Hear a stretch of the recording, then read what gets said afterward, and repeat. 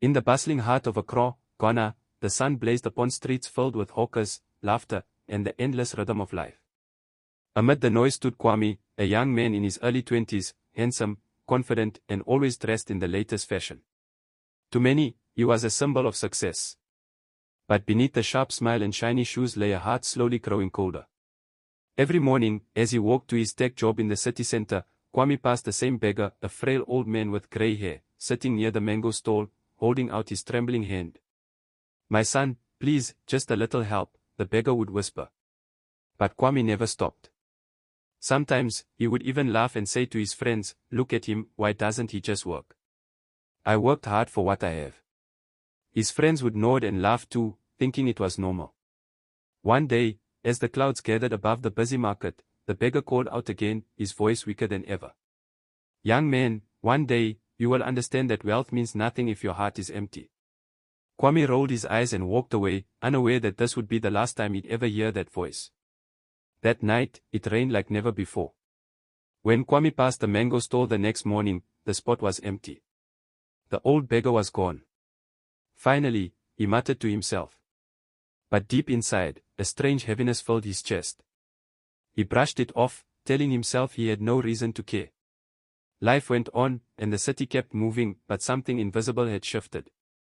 That evening, as Kwame scrolled through social media, a post caught his eye: "Local beggar found dead after heavy rain, no family, no shelter." Kwame froze.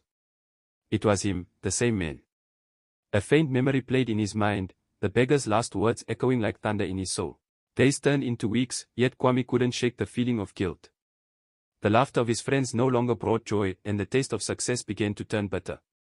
Then, one evening, as he walked home from work, he found something lying on the same corner where the beggar once sat, a small, carved wooden bowl, half buried in the dust. Curious, Kwame picked it up. It was old but beautifully crafted, with strange markings along the edge.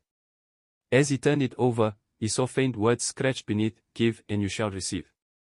Kwame chuckled nervously. Some old superstition, he thought. Still, something in his heart urged him to keep it. That night, Kwame dreamt vividly. He saw himself standing in the same street, but the city was silent, lifeless. The old beggar appeared, no longer weak but glowing with a strange light. "Kwame," he said softly, "what you give to others returns to you in ways you cannot imagine. You mock what you did not understand." Kwame woke up drenched in sweat. The dream felt real, too real. From that day, small misfortunes began to follow him. His company faced layoffs, his friends stopped calling, and even his new phone was stolen in a bus accident. He tried to laugh it off, but the words, "Give, and you shall receive," echoed louder every night. Desperate, he began helping small children on the streets, offering food and coins to the poor. At first, it felt strange. But slowly, something changed. He started sleeping peacefully for the first time in months. People began greeting him differently, with respect, not envy. Then, one day, as Kwame helped a homeless woman buy food, she looked at him with teary eyes and whispered, "The spirit of kindness has found you." Shocked, Kwame stepped back. She smiled faintly and said, "The man you once mocked, he was not just a beggar. He was sent to test your heart." Kwame couldn't believe what he'd heard. The words of the woman echoed in his mind: "He was sent to test your heart." But what did that mean? That night, as he sat in his small apartment, he took out the wooden bowl again. The carving seemed to glow faintly under the light. When he placed a few coins in it, a soft warmth filled the room, as if the air itself was whispering. That week, everything started to change. A stranger offered him a new job, one that involved helping rural communities gain access to clean water. The pay was modest, but Kwame accepted. For the first time, he wasn't chasing status, he was chasing meaning. He traveled across villages, met children who walked miles for water, and saw mothers praying for rain. He felt their pain and realized that life wasn't about what you had, it was about what you gave.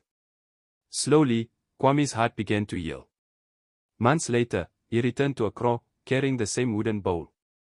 Standing at the mango stall, he placed it beside the street and whispered, "Thank you." That night, as Kwame slept, he dreamt once again. The beggar appeared, smiling, peaceful, radiant. "You have learned, my son," he said. "Wealth is not in your pockets, but in your heart. You were given the gift of choice, and you chose kindness." When Kwame awoke, the bowl was gone. In its place was a single golden mango, glowing softly in the morning light. He smiled, tears streaming down his face, knowing the spirit had finally found peace. From that day on, Kwame dedicated his life to helping others. He became a voice for the forgotten, a bridge between the rich and the poor. And every year, on the same date the beggar had died, he would sit by the mango stall, place food for the hungry, and whisper, "Give, and you shall receive." The city moved on, as it always did, but for those who stopped to listen, they could still hear faintly the echo of a beggar's voice reminding the world that sometimes, the poorest man carries the richest soul.